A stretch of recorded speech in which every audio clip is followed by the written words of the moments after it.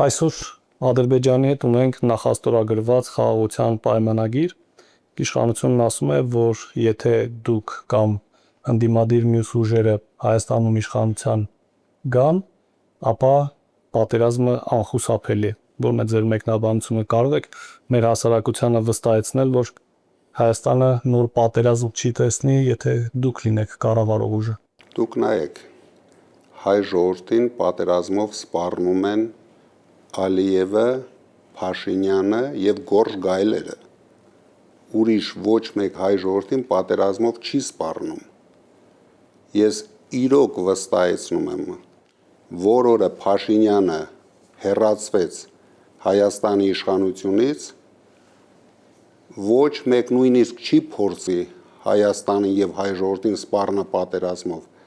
Դա անմիջապես դուք տեսնեք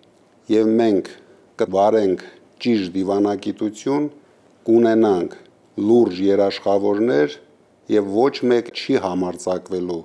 հարձակվել Հայաստանի վրա, հայ ժողովրդի վրա։